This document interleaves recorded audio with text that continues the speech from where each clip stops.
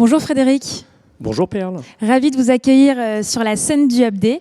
Alors, Tableau a pour vocation d'aider les entreprises à visualiser et puis surtout à mieux comprendre la donnée qu'elles possèdent. Et dans une étude récente, 83% des entreprises françaises qui utilisent la donnée estiment bénéficier d'un avantage décisif, et notamment dans ce contexte un peu particulier qui est celui de la pandémie, ce qui leur a permis de réagir plus vite, de mieux réagir et de mieux accompagner à la fois les collaborateurs et leurs clients. Ça va dans le sens de Tableau. Est-ce que vous pouvez un petit peu nous expliquer, revenir sur la mission de Tableau ? Merci Perle. Tout à fait. Bien sûr, Tableau, en fait, on est une société basée à Seattle, donc aux États-Unis. Ça fait 15 ans qu'on accompagne les entreprises à voir et comprendre leurs données. Donc ça a toujours été la mission de Tableau et on continuera toujours à aider et comprendre la data au sein de ces entreprises-là. Alors, on voit bien que la data est vraiment devenue un corollaire essentiel à la prise de décision stratégique et à l'ensemble de l'entreprise. Et les dirigeants, finalement, sont très attachés au rôle central que joue la donnée dans l'avenir de l'entreprise pour pouvoir se projeter finalement et se projeter sur la croissance. Et d'ailleurs, une grande majorité de ces décideurs choisissent de continuer à investir sur cette data. Mais finalement, qu'est-ce que ça veut dire devenir une entreprise data-driven et surtout, pourquoi devenir cette entreprise ?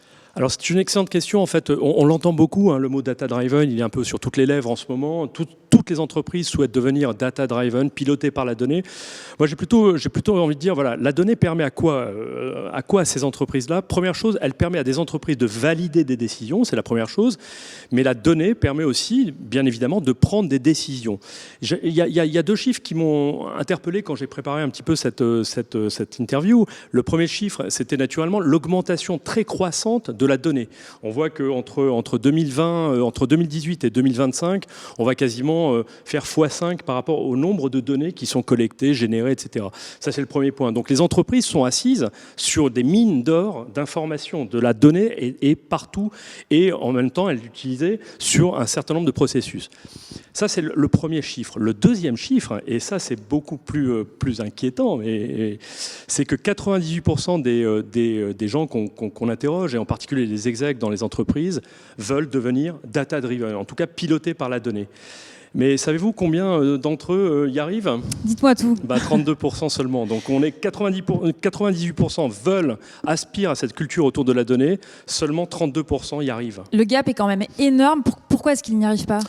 En fait, principalement, il y a quand même trois raisons capitales qui font que finalement les entreprises basculent pas vers cet environnement piloté par la donnée. C'est qu'en fait, la data est souvent accessible à un certain nombre de personnes, donc quelques personnes, 10-15% de l'entreprise. Certaines données sont accessibles, donc des données soit très financières, soit très HR, soit très métiers, donc un très petit niveau de données, et on a peu d'aide pour utiliser ces datas. Donc il y a vraiment trois choses que nous on a constatées, en tout cas par notre expérience, c'est que ces trois freins bloquent finalement l'utilisation de la donnée de façon très large. Alors justement, comment on fait en sorte de passer de la volonté à l'action concrète et de faire en sorte que cette donnée elle soit accessible à l'ensemble de l'entreprise ? J'imagine quand même que vous travaillez avec des clients qui ont réussi à passer ce step-là. Comment est-ce qu'elles ont réussi ? Et peut-être nous citer un ou deux clients. Alors volontiers, bien évidemment, c'est pas totalement incantatoire. On a quand même des techniques, on accompagne beaucoup d'entreprises. Sur les 15 années, on a cumulé une expérience telle qui nous permet aujourd'hui d'accompagner beaucoup d'entreprises sur ce chemin, je ne vais pas dire sinueux, mais en tout cas sur ce chemin data-driven. Il y a une société qui m'a particulièrement intéressé quand j'ai regardé un petit peu cette interview, c'est une société australienne. Alors, je vais déroger à la règle de parler de nos fameuses entreprises françaises. C'est une entreprise australienne qui gère des autoroutes. Alors, vous allez me dire, mais quel rapport entre l'autoroute, la data, et finalement, qu'est-ce qu'elle a de complètement disruptif, cette société-là ? La société Transurban, pour ne pas les citer, c'est une société qui n'est pas très vieille, qui existe depuis finalement 2000 et qui a obtenu une concession pour exploiter des tronçons d'autoroute à travers l'Australie, un petit peu à travers les États-Unis. Donc ils exploitent des kilomètres et des kilomètres d'autoroute. Et en fait, ils ont une concession qui est une durée limitée, comme la plupart finalement des entreprises aujourd'hui concessionnaires en France. Ils ont une durée assez limitée. Donc Transurban, très rapidement, ils ont dit, mais voilà, qu'est-ce qu'on peut faire comme usage de toutes les données qui sont capturées ou collectées à travers le passage des automobiles ou des poids lourds sur nos autoroutes? Comment on peut collecter cette donnée et en tout cas la valoriser pour pouvoir prendre des décisions? Ils avaient en tête deux choses. Un, augmenter ce qu'on appelle dans d'autres domaines la customer satisfaction, ou en tout cas la customer experience. C'est-à-dire quand on prend l'autoroute, comment on se sent sur l'autoroute. C'était le premier objectif. Le deuxième objectif de la société, c'est naturellement de rendre beaucoup plus secure l'usage des autoroutes. Et ça, grâce à la donnée. Donc ils ont collecté un certain nombre de données, des milliers et des milliers de données, à travers différents systèmes, des systèmes de capture sur les aires de péage, les systèmes de capture directement sur les voies de circulation. Et ils ont commencé à monétiser, à valoriser et à transformer ces datas pour prendre des vraies décisions permettant soit de limiter le trafic, soit d'avoir une satisfaction client beaucoup plus agréable.